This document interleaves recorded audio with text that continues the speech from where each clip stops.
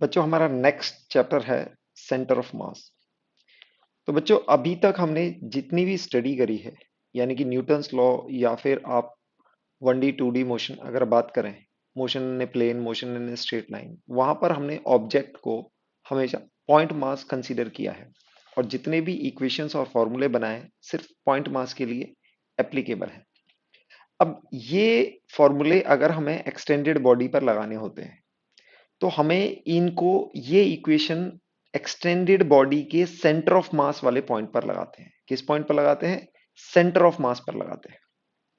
तो ये पहले देखते हैं कि सेंटर ऑफ मास निकालते कैसे हैं। तो सबसे पहले डिस्क्रीट पार्टिकल यानी कि अलग अलग पार्टिकल, एक ग्रुप ऑफ पार्टिकल है, उनका सेंटर ऑफ मास कैसे निकालते हैं। तो बच्चों सेंटर ऑफ मास का, position of centre of mass है, उसका फॉर्मूला ऐसे दिया जाता है, R vector. R is the position vector of centre of mass, ऐसे इसको लिखते हैं। This is M1 R1, M1 R1। R1 vector क्या है यहाँ पर बच्चों? M1 मास का R1 पोजीशन वेक्टर है, यानी कि mass into its position vector, उसको मल्टीप्लाई करेंगे। फिर मास 2 into its its position vector, यानी कि आपने M2 का पोजीशन वेक्टर R2 है, तो यहाँ पर मास को और पोजीशन वेक्टर को मल्टीप्लाई करना है। ऐसे ही M3 R3 and so divide by total mass. Total mass कितना होगा? M1 plus M2 plus M3 and सो। ये आपका RCM क्या होगा? RCM is position of centre of mass. Position of centre of mass of discrete particle. Discrete man यानी कि अलग अलग पार्टिकल्स हैं, discrete particles M1 M2 M3 and so on. इन इन सारे पार्टिकल्स को कंसीडर करें तो इनका सेंटर ऑफ मास कहां पर आएगा? इस पोजीशन वेक्टर पर आएगा। और उसको कैसे निकालेंगे? Mass into its position vector, mass into its position vector, फिर मास को इसके पोजीशन वेक्टर से मल्टीप्लाई करेंगे। जितने भी हमारे पास मासेस हैं इसी तरह ये फॉर्मूला अप्लाई करेंगे, डिवाइड बाई टोटल मास, सारे मासेस का समेशन। तो हम इसको शॉर्ट फॉर्म में ऐसे लिखते हैं बच्चों, center of mass, position of center of mass is given as M1 R1 vector sigma over sigma M1। इसको आप ऐसे लिखते हैं। अब बच्चों यहां पर हम देखते हैं ये आता था टोटल पोजीशन। अब आरसीएम को हम कुछ इस तरह से ले सकते हैं, एक्सीएम यानी कि X coordinate of centre of mass I cap plus Y C M into J cap, और अगर z भी है वहां पर तो जेड सी एम इंटू के कैप, इस तरह से लिख सकते हैं। तो आप इनकी पोजीशन वेक्टर को, ये एक प्लेन में है, 3D प्लेन में, यहाँ पर किसी भी एक्स वाई जी कोऑर्डिनेट हो सकते हैं। तो हम इस फॉर्मूले को आगे एक्सटेंड करेंगे तो हम इसको लिख सकते हैं X centre of mass I coordinate plus Y C M into J cap plus Z C M into K cap. और इसको आप लिखोगे, दिस इज, ये आप अगर देखोगे तो यहां पर आ जाएगा M1, और R1 को आप लिख दोगे X1 आई कैप प्लस Y1 जे कैप प्लस Z1 के कैप। अब बच्चों X1 X2 X1 Y1 और Z1 क्या है?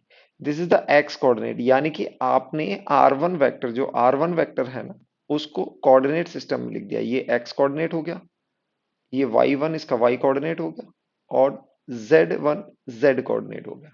तो इसका पोजीशन वेक्टर ये कहीं पे भी हो सकता है, x y z तीनों में से कुछ भी हो सकता है।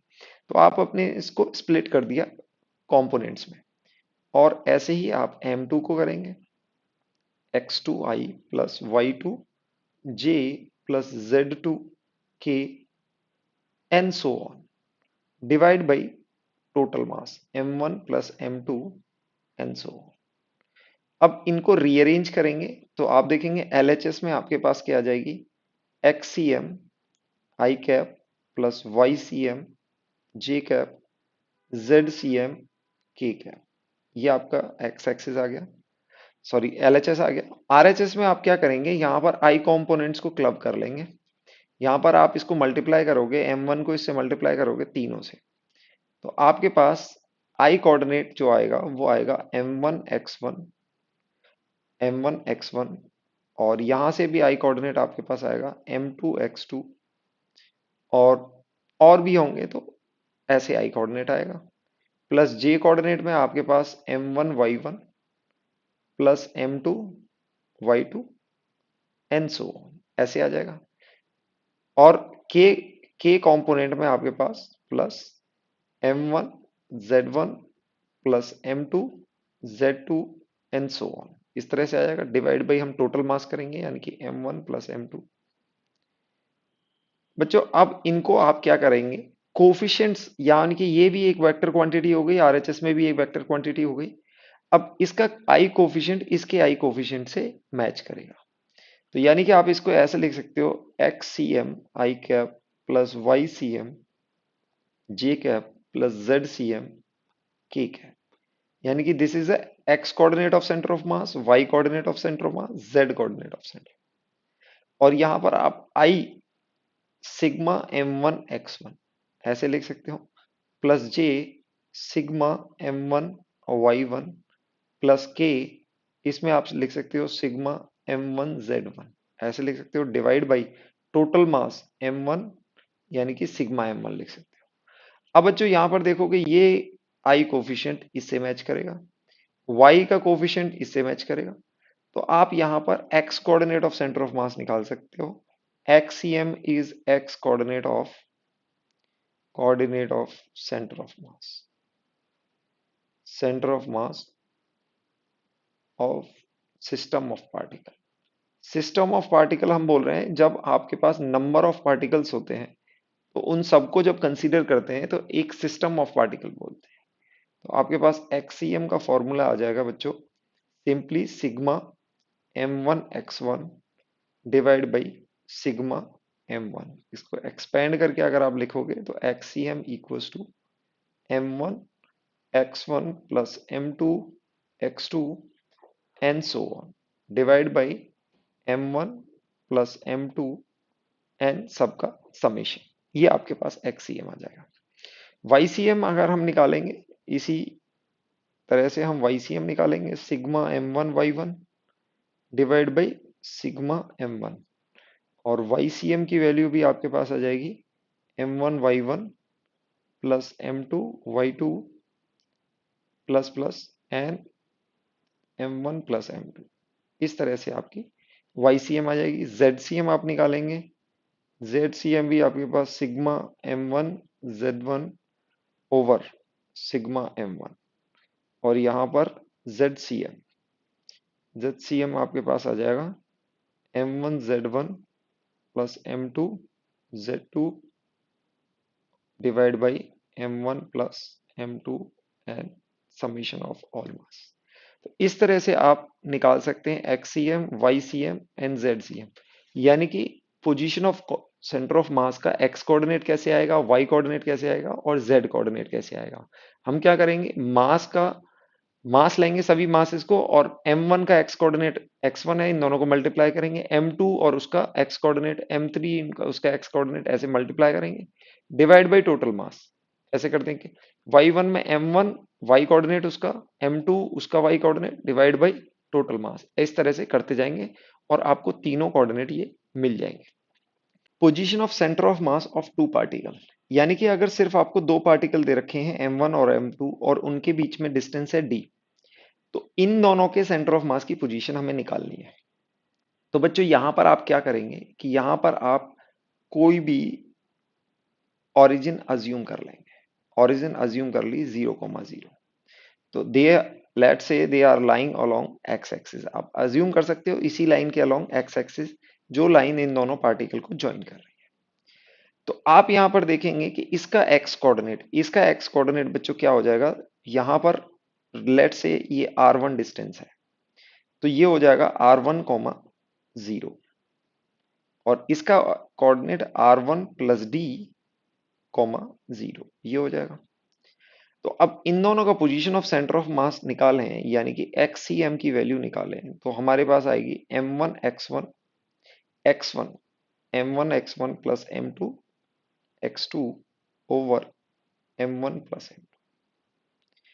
x1 की वैल्यू आपको दी हुई है m1, x1 की वैल्यू r1 है प्लस m2, यहां पर x2 की वैल्यू r1 प्लस d ये दी हुई है और divide by m1 plus m2। Okay, यहां पर आप देखेंगे ये R1 को अगर कॉमन लें तो आपके पास आ जाएगा m1 plus m2 into R1 plus m2d over m1 plus m2।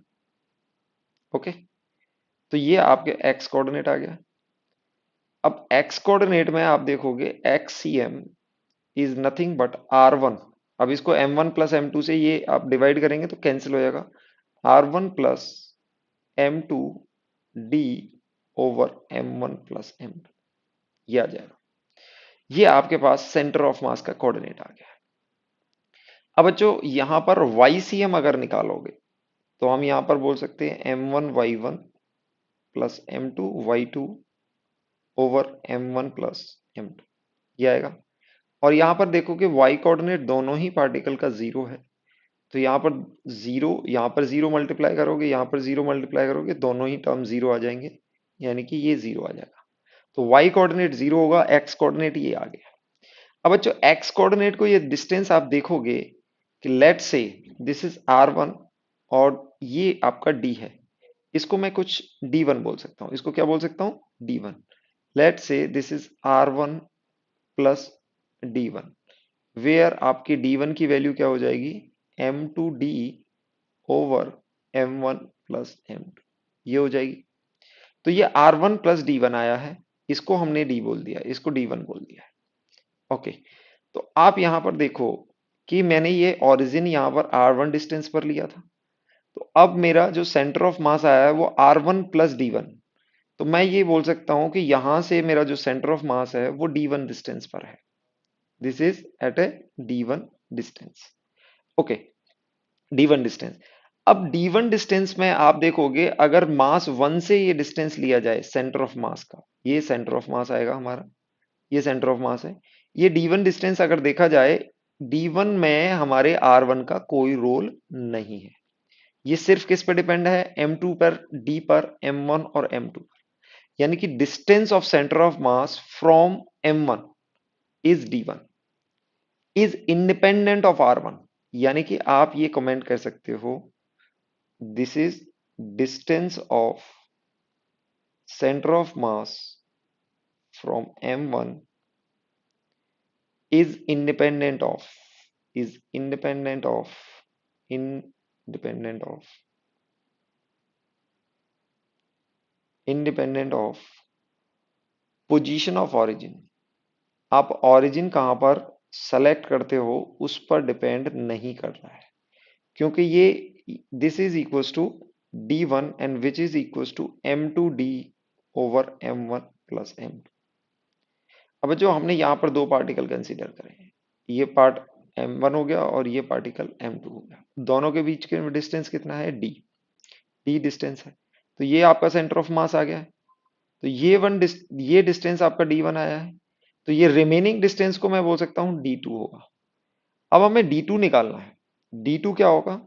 Distance of centre of mass from m2 distance of centre of mass from m2, और ये वैल्यू हमें कैसे हो सकती है? d minus d1।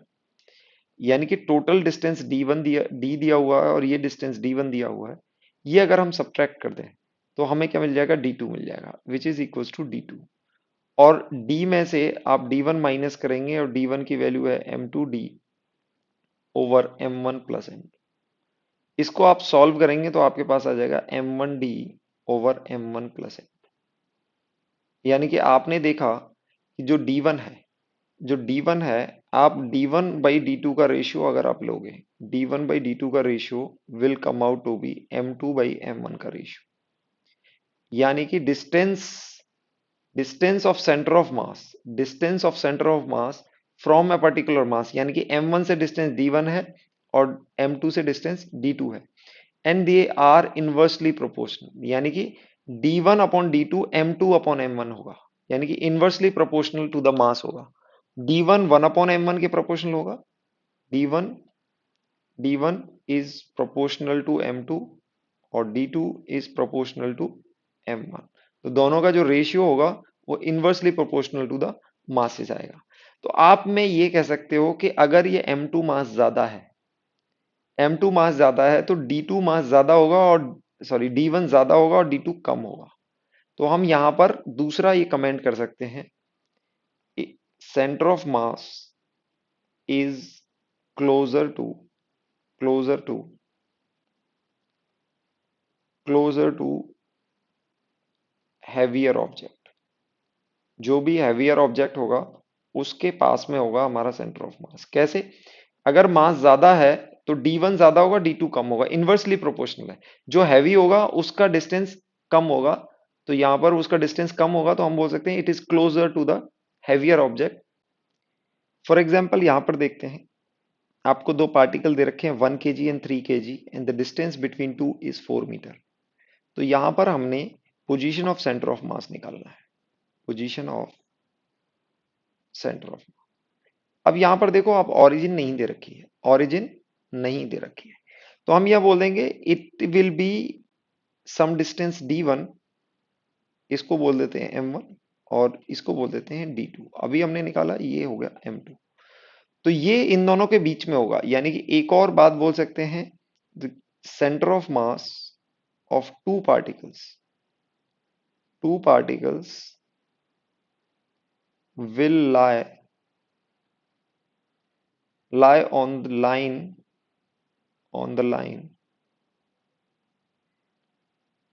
joining two particles।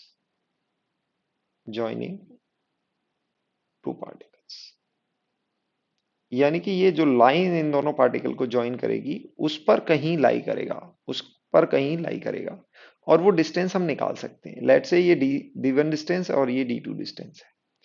तो बच्चों D1 की वैल्यू अभी आपने पढ़ी थी M2 into D over M1 plus M2, और D की वैल्यू, M2 की वैल्यू क्या है 3 kg और D की वैल्यू है आपके पास 4 मीटर, और यहां पर M1 प्लस M2 1 प्लस 3 आ जाएगा। तो यहां पर ये आ जाएगा 3/4 ऑफ 4 मीटर, तो ये आ जाएगा 3 मीटर। और D2 आप लोगे तो D2 को आप ऐसे भी निकाल सकते हो M1D over M1 plus M2, और यहां से देखोगे 1 इंटू 4 ओवर 1 प्लस 3, तो ये आपके पास 4 से 4 कैंसिल हो जाएगा, 1 मीटर आएगा।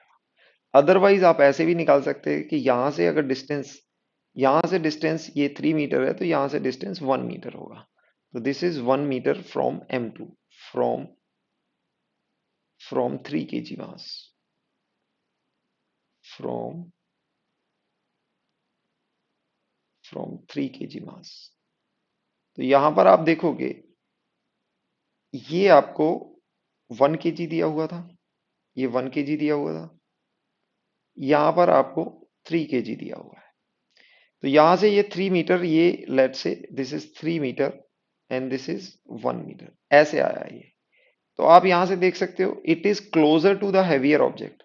हैवियर ऑब्जेक्ट से सिर्फ 1 मीटर दूर है और जो लाइटर ऑब्जेक्ट है उसे 3 मीटर दूर है, 3 मीटर दूर। तो यहां पर आप देखोगे it is closer to the heavier object and it is lying on the line joining two particles. इस तरह से आप निकाल सकते हैं centre of mass. Next example देखते हैं। यहां पर नेक्स्ट एग्जांपल में हमें क्या दिया हुआ है, यहां पर हमें कोऑर्डिनेट दे रखे हैं, कोऑर्डिनेट देख रहे हैं, यानी कि 1 kg mass is lying on the origin, 2 kg mass is lying on coordinate 2, 0 and 3 kg mass is lying 1, 1, and we need to find again the position of center of mass, which can be written as RCM vector। तो बच्चों RCM vector को हम break करके ऐसे लिख सकते हैं, that is equals to XCM, YCM। तो हम यहाँ पर x कोऑर्डिनेट और y कोऑर्डिनेट दोनों अलग अलग निकालेंगे। x कोऑर्डिनेट के लिए आप क्या करेंगे, XCM equals to M1 M1 आप इसको मान लेंगे, M2 इसको आप मान लेंगे और M3 इसको मान लेंगे। तो m1 की वैल्यू है, हम यहाँ पर अगेन फॉर्मूला लिख रहे हैं m1x1 plus m2x2 plus m3x3 over m1 plus m2 plus m3, ये करने वाले हैं। अब यहाँ पर m1 की वैल्यू कितनी है 1 और x1 की वैल्यू 0, m2 की वैल्यू है 2 और x2 की वैल्यू आप देखोगे ये 2 है, यहाँ पर ये 2 आ जाएगा, प्लस m3 की वैल्यू 3 kg है और यहाँ पर x कोऑर्डिनेट, सिर्फ x कोऑर्डिनेट देखना है आपने, तो x कोऑर्डिनेट को अगर देखोगे तो ये कितना आएगा 1 आएगा, तो ये 1 डिवाइड बाई 1, 1 प्लस 2 प्लस 3, ये आ जाएगा। न्यूमरेटर में देखोगे this is 4 plus 3, 7 divide by 6, तो ये आपका 7 बाई 6 मीटर आ जाएगा। ओके, ये एक्स कोऑर्डिनेट आ गया है। वाई कोऑर्डिनेट वाई सी एम निकालोगे तो m1 y1 plus m2 y2 plus m3 y3 over m1 plus m2 plus m3। तो यहां पर आप देखेंगे m1 की वैल्यू क्या है 1 kg और यहाँ पर y कोऑर्डिनेट क्या है, यहाँ पर ये y कोऑर्डिनेट 0 है। m2 की वैल्यू क्या है 2 kg और y कोऑर्डिनेट क्या है 0। m3 की वैल्यू क्या है 3 kg और y3 क्या है 1। तो यहाँ पर हम बोल सकते हैं लेट से 1 इंटू 0 प्लस 2 इंटू 0 प्लस 3 और इंटू 1 ओवर 6, तो ये आपके पास आ जाएगा 3/6 यानी कि 1.2 मीटर।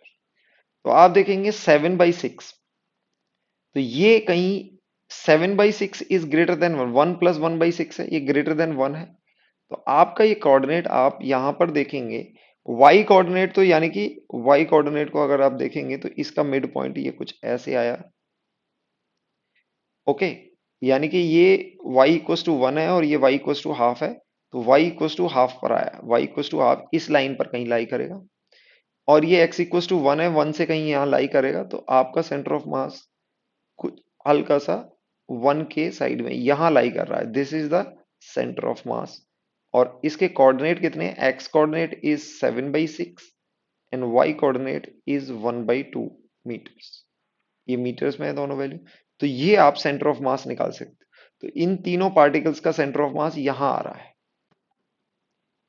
नेक्स्ट एग्जांपल में बच्चों यहां पर दिया हुआ है two particles whose masses are 5 kg and 10 kg having position vectors 2i plus j minus k and I plus 2j plus 2k respectively, then we need to find the position vector of center of mass। तो बच्चों इसको आप दोनों तरीके से कर सकते हो, यानी कि आप एक्स वाई जेड अलग अलग कर सकते हो। यहाँ पर आपको 5 kg आप दिया हुआ है और इसका पोजीशन आप ऐसे एक्स वाई जेड में लिख लेंगे 2,1,-1 और एक आपको यहाँ पर 15 दिया हुआ है 15 और इसकी पोजीशन है आपका 1,2,2 ये दिया हुआ है।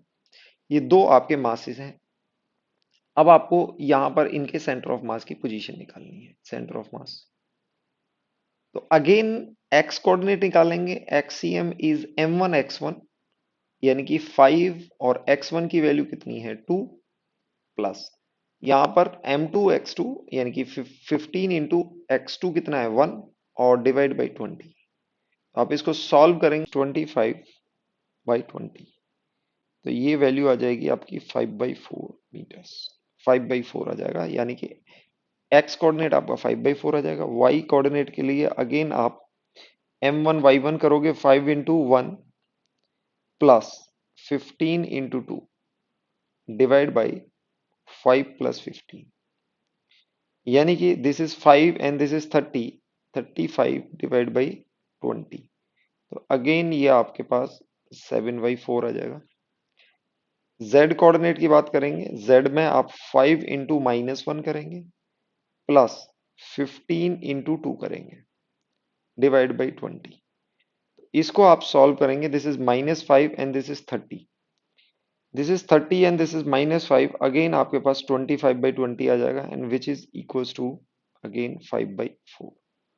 तो आपका सेंटर ऑफ मास यानी कि RCM it is equals to x coordinate 5/4 है, y कोऑर्डिनेट 7/4 और z कोऑर्डिनेट आपका अगेन 5/4।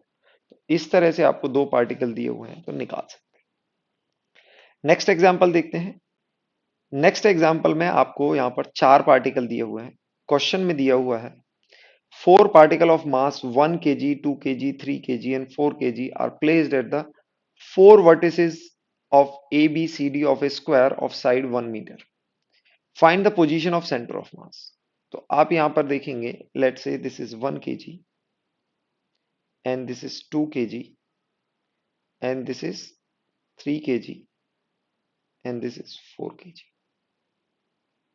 और आपको ये साइड लेंथ 1 मीटर दी हुई है, स्क्वायर है और साइड लेंथ 1 मीटर दी हुई है। तो आप क्या करेंगे, एक कॉर्नर पर ओरिजिन अज्यूम कर लेंगे, ये एक्स एक्सिस और ये y axis. So this will be your x axis and this will be your y axis.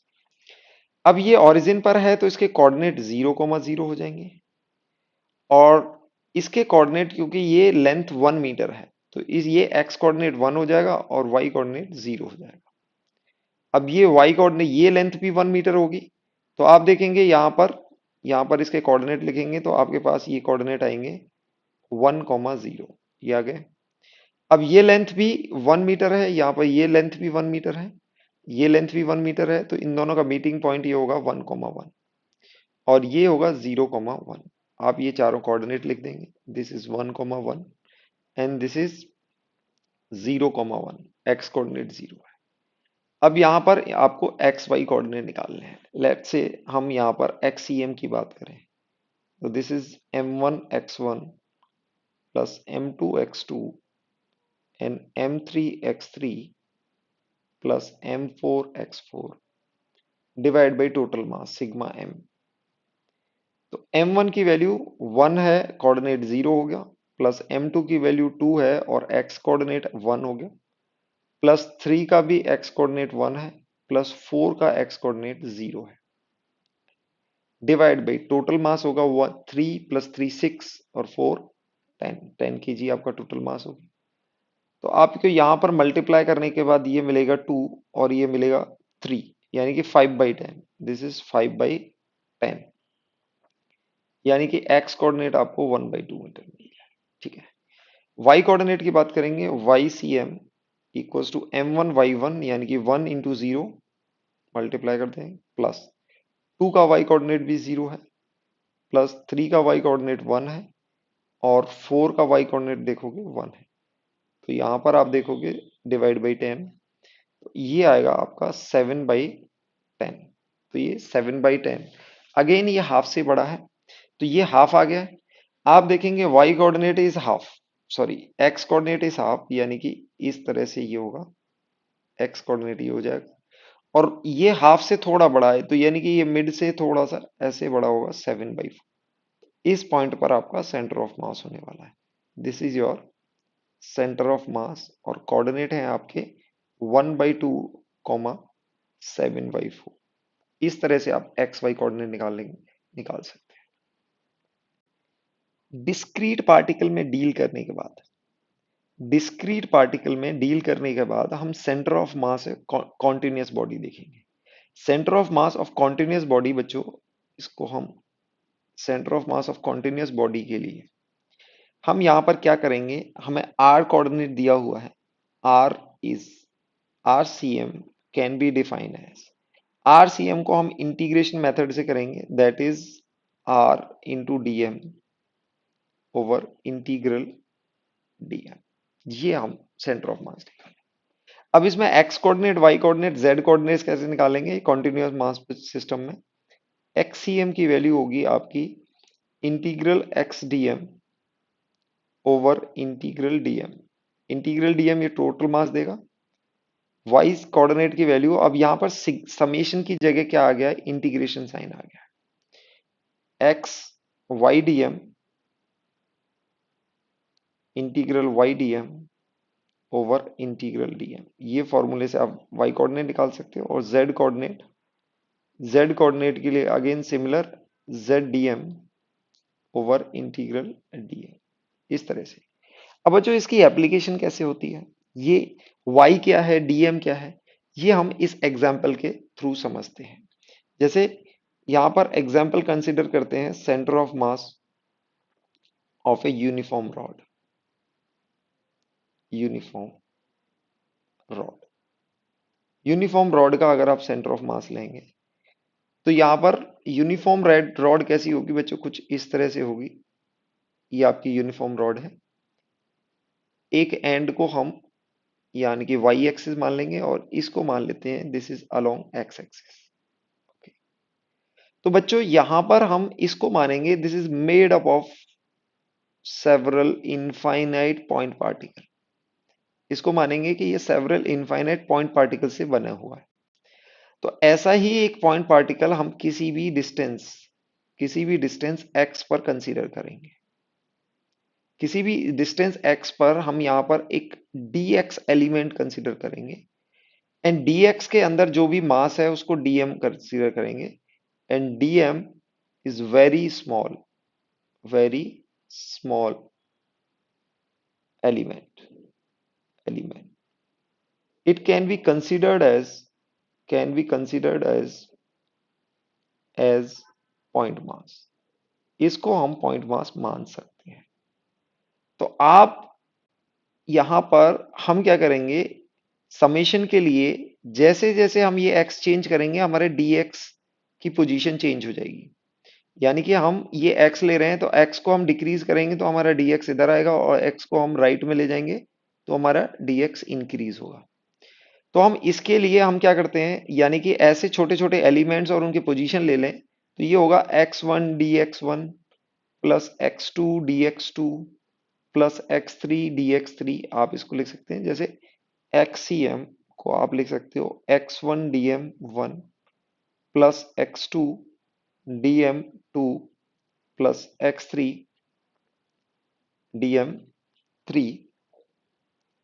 dm3 यानी कि एलिमेंट्स चेंज हो रहे हैं upon dm1 plus dm2 plus dm3। ऐसे सारे एलिमेंट्स को सम कर दो तो पूरा मास हो जाएगा। अब जो इसी टर्म को जो एक्स डीएम है इसको हम इंटीग्रल एक्स डीएम से कैलकुलेट करते हैं और यहां पर एक्स की लिमिट लगा देते हैं। एक्स की लिमिट कैसे आएंगी बच्चों, डी एक्स की वैल्यू आप यहां से चेंज करोगे और ये अगर कॉन्टिन्यूअस रॉड है तो इसका मास हम मान लेते हैं एम और इसकी लेंथ मान लेते हैं कैपिटल। और ये हमने इसको ओरिजिन माना हुआ है, ये एक्स एक्सिस माना हुआ है। तो हमारी रॉड यानी कि ये dx एलिमेंट कहां से कहां तक जाना है, dx एलिमेंट आपको यहां से कंसीडर करते हुए बढ़ते हुए यहां तक ले जाना है।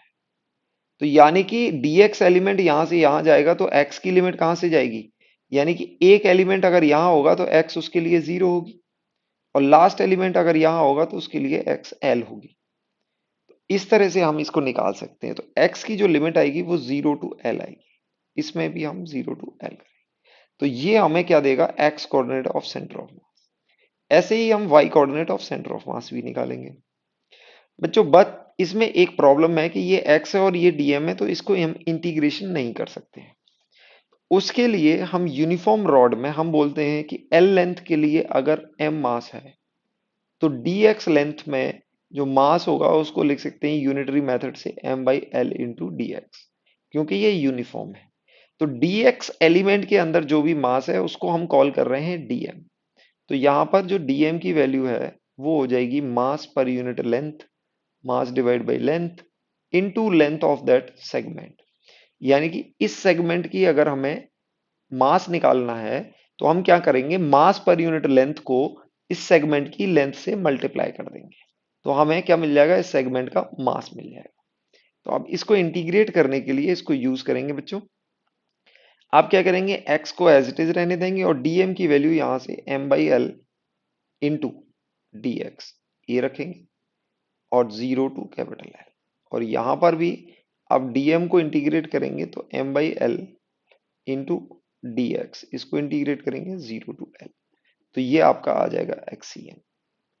आगे इसको कैलकुलेट करेंगे तो ये देखेंगे m बाई एल एक कांस्टेंट है, जो मास है और वो लेंथ है, एक कांस्टेंट टर्म है, इंटीग्रेशन से बाहर आएगा और ये x dx का इंटीग्रेशन होगा।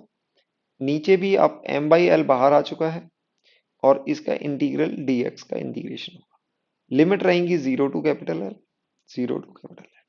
तो यहां पर आप देखेंगे m by L numerator denominator में से कैंसिल हो जाएगा और ऊपर आपके पास x dx का इंटीग्रेशन एक्स स्क्वायर बाई 2 आया है। लिमिट आएंगी 0 टू एल। नीचे आपका इंटीग्रेशन x आएगा, लिमिट आएंगी 0 टू एल। ऊपर आप इसको सॉल्व करोगे एल स्क्वायर बाई 2 और नीचे सॉल्व करोगे एल, तो ये टोटल आंसर हो जाएगा एल बाई 2, यानी कि एल बाई 2 आया है, that is the half of the length. तो यहां पर अगर ये यूनिफॉर्म रॉड आपकी आ रही है तो इसका सेंटर ऑफ मास आपको कहां मिल रहा है, इसके मिड पॉइंट पर मिल रहा है, इसके मिड पॉइंट पर मिल रहा है। और अगर आपको YCM निकालना है इसी में, अगर इसमें YCM निकालना है तो यहां पर आप y इंटू डी करेंगे, इंटीग्रल dm कर लेंगे। बट आप देखेंगे कि ये हमने अलोंग एक्स एक्सिस कंसीडर किया है, एक्स एक्सिस कंसीडर किया है, तो along the x axis y coordinate of this, अब इस एलिमेंट का जो x कोऑर्डिनेट होगा वो तो x होगा, लेकिन y कोऑर्डिनेट 0 होगा, तो यहां पर ये 0 आ जाएगा। तो जब ये 0 आ जाएगा तो यहां पर ये 0 है, तो हम इसको लिख सकते हैं integral of 0 into d m, integral dm, इसकी वैल्यू 0 आ जाएगी। तो आपका RCM यानी कि ये आ जाएगा आपका L बाई 2 कॉमा 0। तो ये यूनिफॉर्म रॉड का आ गया है। अगर यूनिफॉर्म रॉड है, अगर यूनिफॉर्म है, if rod is uniform, rod is uniform, uniform का मतलब है बच्चों इवनली उसका मास डिस्ट्रीब्यूट है, then centre of mass is mid point, mid point of rod, mid point of rod होगा। इसी में थोड़ा सा डिफरेंट एग्जांपल हम कंसीडर करते हैं आगे। क्वेश्चन यहां पर दिया हुआ है, find the position of centre of mass of linear mass if linear mass density, if linear mass density varies linearly with length as lambda equals to kx and x is the distance from length। Okay, और हमें यहां पर length of the rod भी चाहिए होगी, length of the rod, length of the rod equals to L, ये total L दी हुई है। अब आपको मास डेंसिटी दी हुई है, यानी कि अगेन हम एक रॉड कंसीडर करेंगे, यहाँ पे आप एक थिन रॉड कंसीडर करेंगे और इसके अलोंग आपने एक्स एक्सिस कंसीडर करना है और इसके परपेंडिकुलर आपने वाई एक्सिस कंसीडर करना है। ओके, ये थिन रॉड आपने कंसीडर कर ली। तो अब इसका आप देखोगे कि अगर लेफ्ट एंड से इसका जो वेरिएशन है यहां पर, अगेन यहां पर आप एक एलिमेंट कंसीडर करोगे dx डिस्टेंस का और इसका कोऑर्डिनेट हो गया x। तो आपने ये एलिमेंट कंसीडर किया है। कॉन्टिन्यूअस बॉडी के लिए बच्चों यही तरीका आपको करना है कि एक एलिमेंट और उसका पोजीशन, तो आप इंटीग्रल x dx करेंगे और इंटीग्रल dm करके हम इसका x कोऑर्डिनेट निकाल लेंगे। y कोऑर्डिनेट अगेन इसका 0 होगा, तो पहले हम y कोऑर्डिनेट लिख दें, because it is lying along the x axis only, तो YCM इसका 0 होगा क्योंकि जो भी सेंटर ऑफ मास है इस लाइन के अलोंग आएगा। तो हम यहाँ पर x CM, हम integral x dm over integral dm इसका फॉर्मूला लिखेंगे। अब बच्चों यहां पर हम dm को जो लिखेंगे, dm को हम यहां पर मास पर यूनिट लेंथ लिखी हुई है लैम्डा इंटू dx लिख सकते हैं, यानी कि लैम्डा इंटू dx, मास per unit length into length, ये क्या देगा, मास ऑफ स्मॉल एलिमेंट, ये आपको देगा। इससे पहले हमने जो dm लिखा था, हमने कैसे लिखा था, m by L mass per unit length into dx। यहां पर ये कांस्टेंट था तो इसलिए ये सम से बाहर आ गया, इंटीग्रेशन से बाहर आ गया था। लेकिन यहां पर अगर कांस्टेंट आपको ये चीज दे रखी है, m बाई एल की वैल्यू दे रखी है, it is lambda into D x, तो उस केस में भी लेमडा डी एक्स था। इसको बोलते हैं लीनियर मास डेंसिटी। लेमडा को क्या बोलते हैं, lambda is mass per unit length, और it is also called linear mass density, यानी कि एक पर्टिकुलर लेंथ में कितना मास है उसका आपको आइडिया देता है, total mass divide by total length, तो लीनियर मास डेंसिटी इसको बोलते हैं। अब ये लीनियर मास डेंसिटी बच्चों यहां पर क्या है, वेरिएबल है। वेरिएबल है तो ये जैसे जैसे आप x चेंज करोगे ये वैल्यू चेंज होती जाएगी, ये फंक्शन है x का, lambda is a function of x which is given as kx।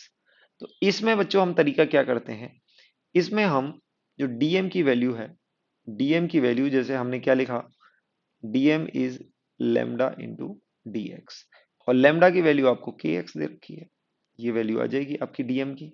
तो xcm के लिए आप क्या करेंगे, इंटीग्रल x इंटू dm, ये dm है, इंटीग्रल dm, लिमिट आएंगी 0 to l, 0 to l, total length of the rod is l, ये देना पड़ेगा क्वेश्चन में। x को हम लिख देंगे इंटीग्रल x। अब dm की वैल्यू बच्चों, dm की वैल्यू ये है kx इंटू dx, और ये 0 टू l जाएगा, और यहाँ पर इंटीग्रल dm की वैल्यू क्या हो जाएगी, dm की वैल्यू बच्चों kx into dx, 0 to l। अब इसको आप इंटीग्रेट करेंगे, के कांस्टेंट है, के कांस्टेंट बाहर आ जाएगा, के कांस्टेंट यहां से भी बाहर आएगा, ये आपके पास एक्स स्क्वायर डी एक्स हो जाएगा, और ये आपके पास एक्स डी एक्स हो जाएगा। लिमिट यहाँ 0 टू एल है दोनों में, 0 टू एल। तो आप x coordinate of centre of mass निकालेंगे, इसको इंटीग्रेट करेंगे, के कैंसिल हो गया, इसको इंटीग्रेट करेंगे तो आपके पास एक्स क्यूब बाई 3, और डिनोमिनेटर में x square by 2, limit 0 to L, limit 0 to L. तो यहाँ पर आपको एल क्यूब बाई 3 और यहाँ पर एल स्क्वायर बाई 2, तो आपके पास आ जाएगा 2l/3। तो यानी कि हमारा जो रॉड है जब यूनिफॉर्म थी तो उसका centre of mass mid point पर आया था, लेकिन आप यहाँ पर देखेंगे लीनियर मास डेंसिटी इंक्रीज हो रही है, एक्स जैसे बढ़ रहा है तो आपकी लीनियर मास डेंसिटी इंक्रीज हो रही है, तो ये राइट पार्ट इसका ज्यादा हैवियर होगा। तो आप यहां से देख रहे हैं ये 2l/3, ये आपका डिस्टेंस क्या है, centre of mass heavier part की तरफ शिफ्ट हो गया है, और ये आपका 2l/3 आया है। जब आपकी यूनिफॉर्म रॉड थी तो उसका मिड पॉइंट आया। तो अगर आपका, हमने बोला था सेंटर ऑफ मास हमेशा हैवियर की से नजदीक होगा, तो ये हैवियर पार्ट राइट का हैवियर पार्ट है, तो ये हैवियर पार्ट की तरफ शिफ्ट हो जाता है।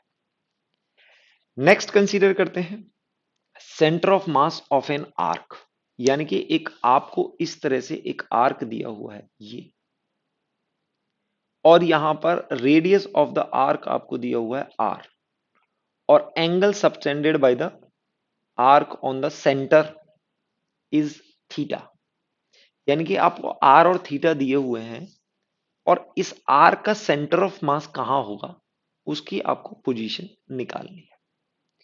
तो बच्चों इसके लिए हम क्या करते हैं, इसके लिए हम यहां से इसके एंगल बाइसेक्टर पर एक लाइन यहां पर खींच देते हैं। ओके, अब आप यहां पर देखेंगे कि ये लाइन है आपकी लाइन ऑफ सिमेट्री, ये कुछ इस तरह से लाइन होगी, this is line of symmetry है। तो लाइन ऑफ सिमेट्री अगर कोई भी है तो आप देखेंगे ये लेफ्ट और राइट में दोनों में बराबर पार्ट है ना। तो आप ये लिख सकते हो कि सेंटर ऑफ मास, यहां पर राइट में भी मास है और लेफ्ट में भी बराबर मास है, तो आप ये देख सकते हो, इसको हम बाद में प्रूव भी करेंगे, centre of mass will always lie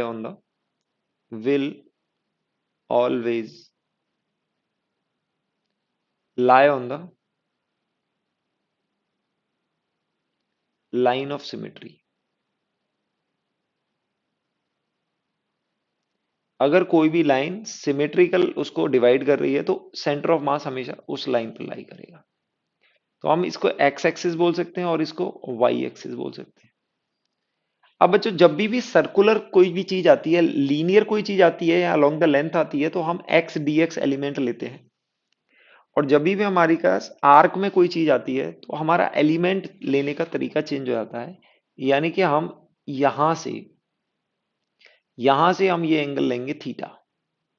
okay, यहां से आप एंगल थीटा लेंगे, आप इसको वाई एक्सिस से थीटा लें, थोड़ा सा इजी हो जाएगा, दिस इज एंगल थीटा, यहां से हमने थीटा लिया हुआ है।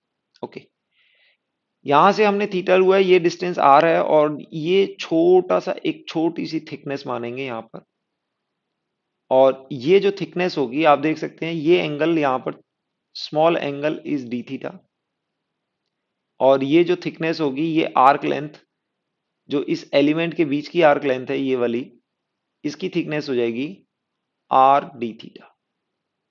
ये हो जाएगी are d theta. Are d theta को आप ऐसे करके देख सकते हो, ये बहुत छोटा एंगल है, ये बहुत छोटा एंगल है डी थीटा, ये आर है, तो ये थिकनेस हो जाएगी इसकी आर डी थीटा, इस तरह से। ओके, हम लेमडा इसका मास पर यूनिट लेंथ मान लेते हैं। ओके, तो इस एलिमेंट के पहले तो हम कोऑर्डिनेट लिखेंगे। इस एलिमेंट के क्या लिखेंगे? कोऑर्डिनेट। आप देखेंगे ये आपका y कोऑर्डिनेट होगा और ये आपका x कोऑर्डिनेट होगा। तो आप देखेंगे ये थीटा है और ये r है, तो ये वाला पोजीशन हो जाएगा r cos थीटा।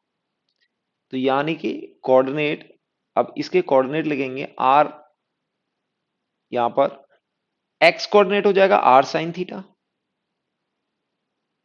और y कोऑर्डिनेट हो जाएगा r cos थीटा। यानी कि r sin थीटा करेंगे, ये ट्राइंगल बनेगा, ऐसे बना सकते हैं। तो ये साइड आप r sin थीटा होगी और ये साइड r cos थीटा होगी।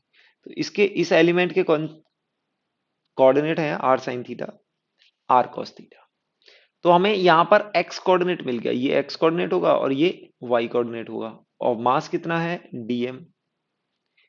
अब dm को बच्चों कैसे लिख सकते हैं? dm को लिख सकते हैं लेमडा इंटू जो भी थिकनेस है, और थिकनेस कितनी है? Are d theta. ये ऐसे हम dm लिख सकते हैं। अब बच्चों यहां पर x coordinate of centre of mass अगर निकालेंगे तो उसको हम लिखेंगे, अगेन आप इस फॉर्मूले को याद रखें। तो अब यहां पर x कोऑर्डिनेट आएगा, इस dm मास का x कोऑर्डिनेट कितना है? r sin theta into dm, dm से मल्टीप्लाई कर देंगे। Okay, dm।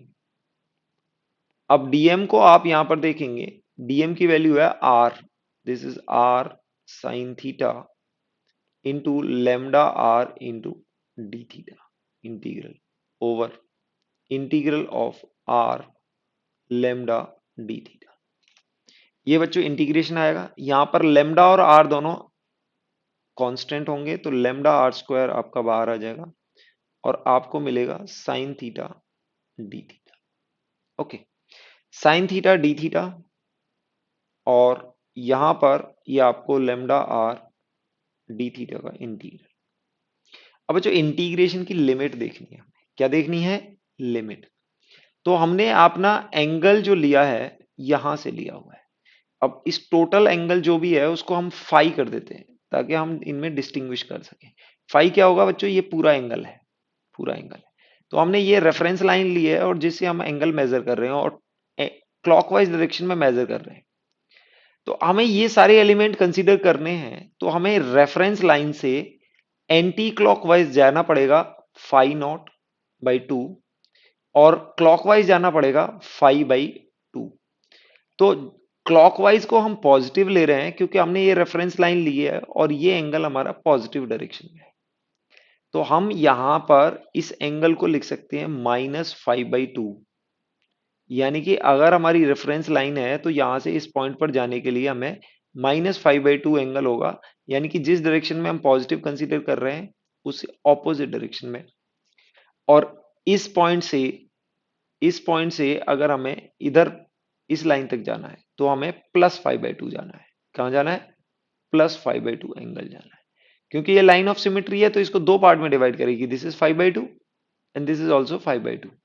तो आप यहां से, क्योंकि आप इस पॉइंट से, ये रेफरेंस लाइन है, इस पॉइंट से अगर इधर जाना है तो आपकी डायरेक्शन भी अपोजिट हो गई, तो ये -5/2 होगी और ये 5/2 होगी। तो आप इस लिमिट को याद रखें, -5/2 टू 5/2। अब यहां पर लेमडार कैंसिल हो जाएगा, ये आ जाएगा r integral of sine theta d theta integral of d theta, -5/2 to 5/2 और ये 5/2 टू -5/2 टू 5/2। न्यूमरेटर में देखेंगे साइन थीटा का इंटीग्रेशन, साइन थीटा का इंटीग्रेशन माइनस कॉस थीटा आएगा। क्या आएगा? Minus cos theta. तो अब माइनस साइन को बाहर लेंगे, कॉस थीटा, और ये इंटीग्रेशन -5/2 टू +5/2 आता है, डिवाइड बाई, यहां पर आप देखेंगे this is theta limit -5/2 to 5/2। अब यहां पर आप न्यूमरेटर में देखेंगे, यानी कि माइनस आर को अगर कॉमन ले लेते हैं तो यहां पर आपको cos 5/2 माइनस कॉस -5/2 मिल जाएगा। तो आप देखेंगे ये दोनों वैल्यू इक्वल हैं, यानी कि कभी भी cos थीटा हमेशा cos माइनस थीटा के बराबर होता है, क्योंकि फर्स्ट और फोर्थ क्वाड्रेंट में दोनों वैल्यू इक्वल होती है। तो ये दोनों इक्वल हैं और ये आपको जीरो मिल जाएगा। न्यूमरेटर आपका जीरो आ जाएगा। न्यूमरेटर जीरो आ रहा था और डिनोमिनेटर में आप देखेंगे 5/2 माइनस टाइम्स -5/2 5 आ जाएगा ये। तो डिनोमिनेटर जीरो नहीं है, न्यूमरेटर जीरो, तो टोटल एक्स कोऑर्डिनेट आपका क्या आ जाएगा? X coordinate is zero. X coordinate zero आ जाएगा।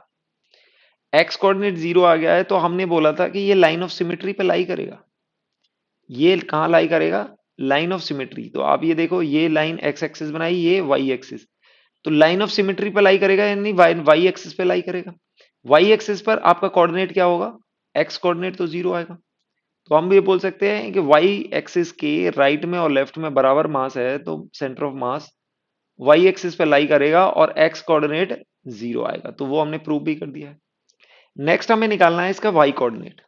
तो बच्चों वाई कोऑर्डिनेट के लिए हम सेम मेथड यहां पर अप्लाई करेंगे। अब यहां पर हम एक्स कोऑर्डिनेट नहीं लेंगे, वाई कोऑर्डिनेट लेंगे। वाई कोऑर्डिनेट लगेंगे, एक्स सी एम की जगह वाई सी एम, सेम मेथड हम यहां पर अप्लाई करेंगे। वाई सी एम को हम लिखेंगे y d m over integral d. तो बच्चों याद होना चाहिए, हमने डीएम को आपको क्या लिखा है? Lambda into r d theta, और इसका वाई कोऑर्डिनेट क्या है? R cos theta. यानी कि हमने एलिमेंट लेना है और एलिमेंट के कोऑर्डिनेट की बात करनी है। तो अब इसको इंटीग्रेट करना देखेंगे। अब y की जगह हम r cos थीटा रखेंगे और dm की जगह हम लेमडा आर डी थीटा रखेंगे, और यहां पर इंटीग्रल dm हम बाद में कैलकुलेट कर लेंगे। ओके, इंटीग्रल dm आपका लेमडा आर डी थीटा आएगा। अब इसको आगे हम क्या करेंगे? यहां पर लेमडा आर कांस्टेंट है, तो lambda r square integral cos theta d theta रहेगा, और ये इंटीग्रल में आपका क्या आएगा? Lambda r integral d theta. तो इसमें आप लेमडा आर कैंसिल कर देंगे तो आपके पास आर आ जाएगा। Cos theta integration sine theta आएगा, और यहां पर आपका थीटा आएगा। लिमिट आपकी -5/2 टू 5/2, और ये आपकी -5/2 टू 5/2। अब इसको आप सॉल्व करेंगे तो आपको YCM की वैल्यू, यानी कि R साइन 5/2 माइनस साइन -5/2, ये वैल्यू ओवर 5/2 माइनस टाइम्स -5/2, ये आने वाली है। तो आप इसको सॉल्व करेंगे, आप फिर से इसको सॉल्व करेंगे तो साइन 5/2 हो जाएगा। अब ये माइनस साइन 5/2 ये आपके पास माइनस टाइम्स आ जाएगा, यानी कि माइनस टाइम्स माइनस साइन 5/2 हो जाएगा, और यहां पर आपके पास 5/2 की वैल्यू आ जाएगी, माइनस माइनस प्लस 5/2 प्लस 5/2, ये 5 हो जाएगा आपके पास। इस वैल्यू को आप देखोगे, दिस इज आर, और ये आपके पास 2r साइन 5/2 ओवर 5। अब इसको याद करने के लिए आप देखो YCM आप इसको याद करने के लिए आप ऐसे लिख सकते हो, साइन 5/2, 2 को अगर डिनोमिनेटर में ले जाएं तो ये भी वैल्यू बन जाएगी 5/2। तो यानी कि आपको YCM ये मिल जाएगा और XCM की वैल्यू 0 मिल जाएगी। तो ये किसी भी आर्क के लिए है। This is the centre of mass, centre of mass of an arc of radius r। R radius का एक आर्क है, मास के इंडिपेंडेंट आया है, और ये कैसा होगा? यूनिफॉर्म होगा। यूनिफॉर्म आर्क की बात करिए हमने, नॉन यूनिफॉर्म नहीं होना चाहिए। अब इस रिजल्ट से आप सेमी सर्कुलर आर्क भी निकाल सकते हो, यानी कि centre of mass of a semi circular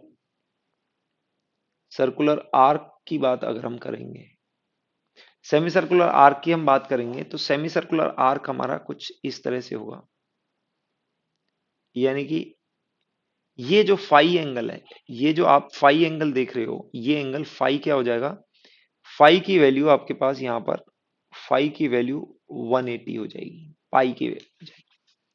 तो आप इसका सेंटर ऑफ मास निकालोगे, इसको आप एक्स एक्सिस मानोगे, इसको वाई एक्सिस मानोगे, तो ये लाइन ऑफ सिमेट्री पर लाई करेगा, यानी कि इस पर लाई करेगा। इस पर लाई करेगा तो यानी कि एक्स कोऑर्डिनेट तो जीरो हो गया, तो आप एक्स सी एम तो जीरो कर दोगे, और वाई सी एम की वैल्यू यानी कि यहां पर लाई करेगा, तो वाई सी एम की वैल्यू हम निकालते हैं, और वाई सी एम की वैल्यू आपके पास क्या आएगी, आर साइन फाई की वैल्यू पाई है, pi by two over pi by two, ऐसे निकाल सकते हैं हम। और आप यहां से देखोगे ये आपके पास 2r/पाई, और ये साइन पाई बाई टू की वैल्यू 1 होती है, तो वाई सी एम आ जाएगा 2r/पाई।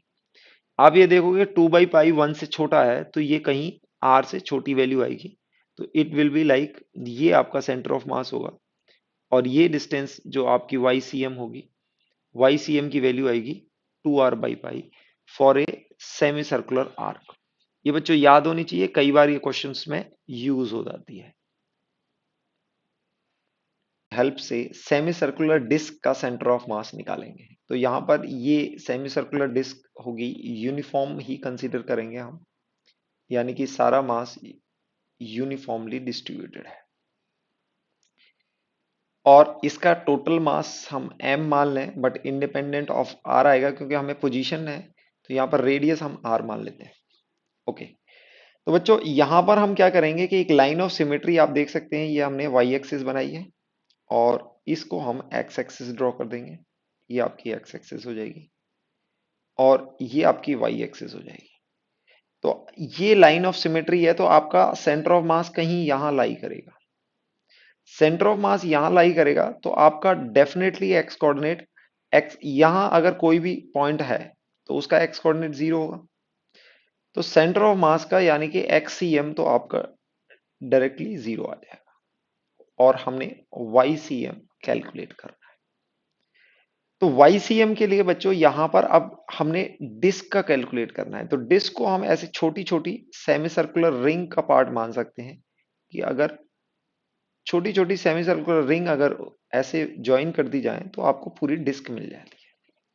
तो हम यहाँ पर एक एलिमेंट कंसीडर करेंगे, एलिमेंट कैसे कंसीडर किया है, यानी कि यहां से सेंटर से आर डिस्टेंस पर, स्मॉल आर डिस्टेंस पर एक एलिमेंट ऐसा कंसीडर किया है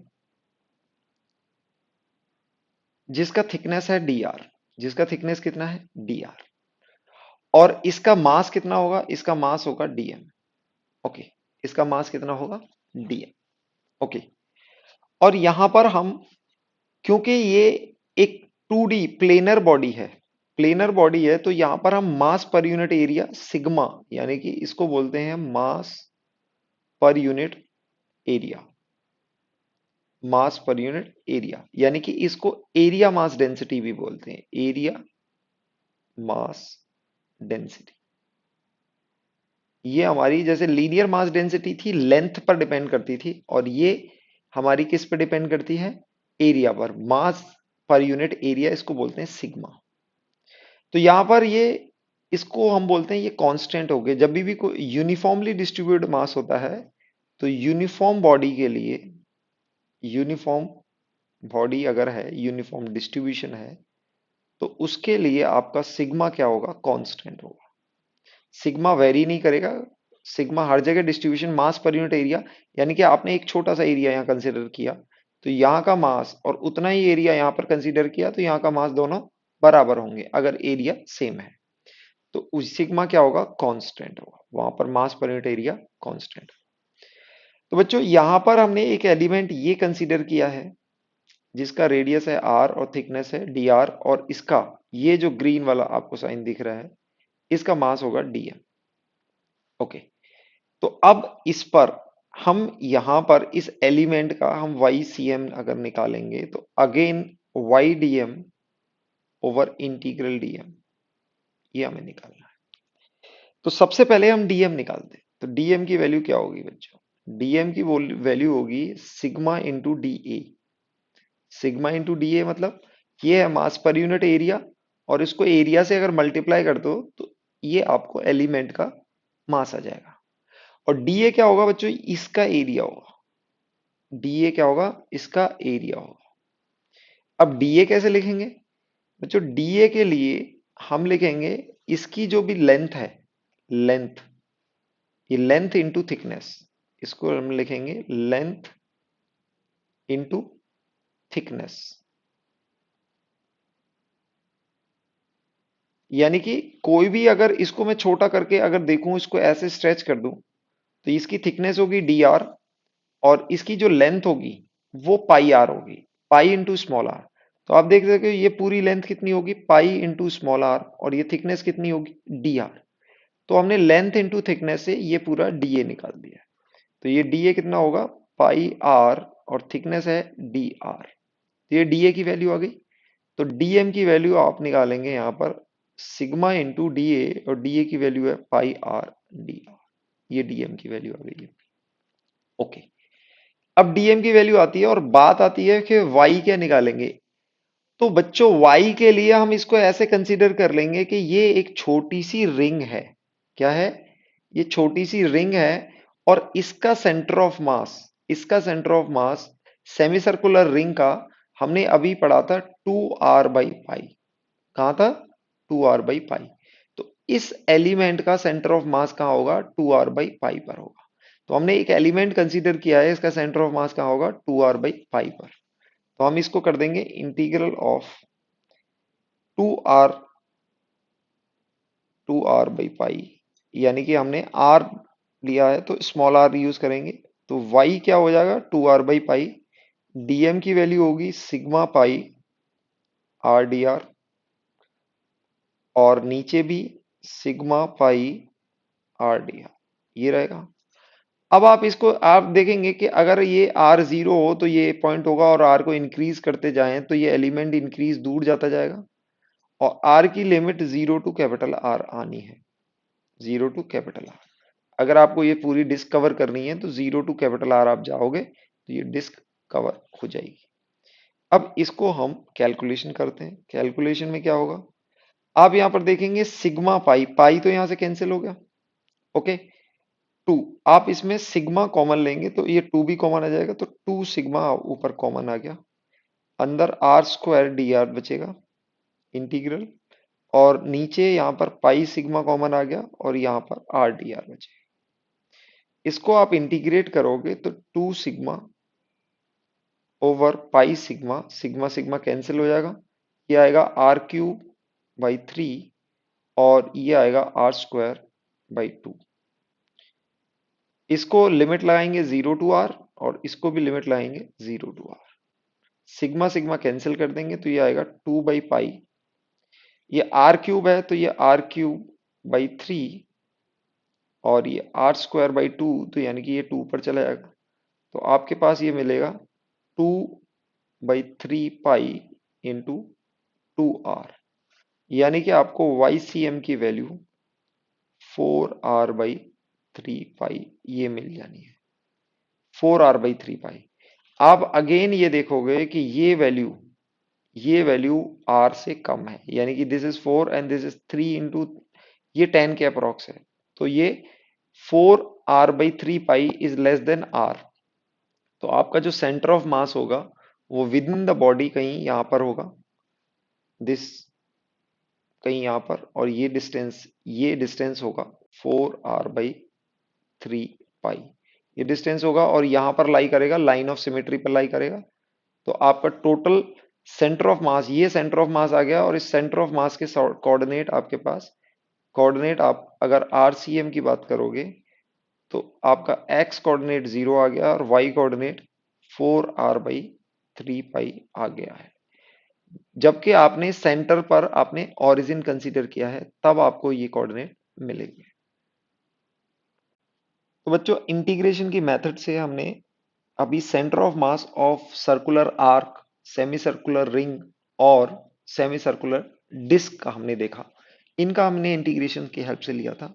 तो इंटीग्रेशन की हेल्प से ही हम सॉलिड स्फीयर, हॉलो हेमिस्फीयर, इन सब का निकाल सकते हैं। तो हम यहाँ पर इंटीग्रेशन मेथड यूज नहीं कर रहे हैं, इनका डायरेक्ट हम सेंटर ऑफ मास देखेंगे।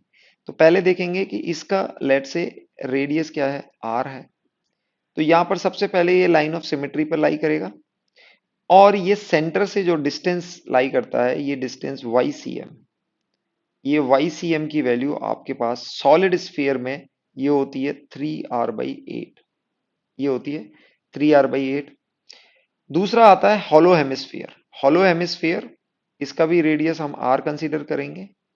अगेन लाइन ऑफ सिमेट्री पर लाई करेगा, और यहां पर जो सेंटर ऑफ मास का पोजीशन आती है, तो यहां पर जो डिस्टेंस होता है वाई सी एम, ये होता है r/2।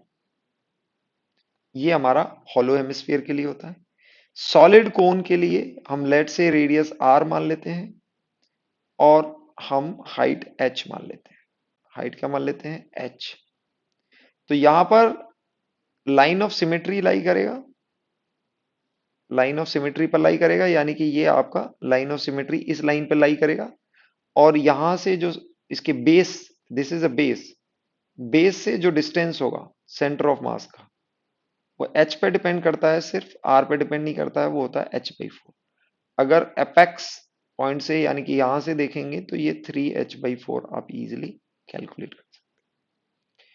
और अगर होलोकोन की बात करें, होलोकोन में भी आपकी ये हाइट h और ये रेडियस अगर r है, तो होलोकोन का बेस से जो हाइट है वो h/3 होती है सेंटर ऑफ मास की।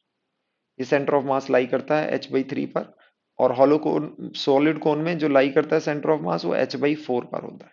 यानी कि हॉलो कोन का थोड़ा सा ऊपर होता है, और सॉलिड कोन का थोड़ा सा बेस के क्लोज होता है।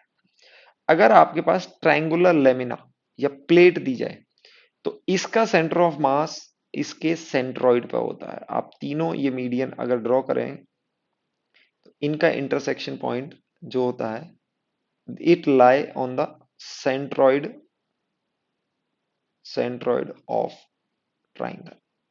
ट्राइंगुलर प्लेट है, तो सेंट्रॉइड ऑफ ट्राइंगल पर ये centre of mass, centre of mass lie करेगा। तो हम ये सिमेट्रिक बॉडीज के लिए हम बोल सकते हैं, यूनिफॉर्म ऑफ सिमेट्रिक बॉडीज के लिए बोल सकते हैं, centre of mass will lie on the geometric centre, geometric centre पर उनके पर लाई करेगा।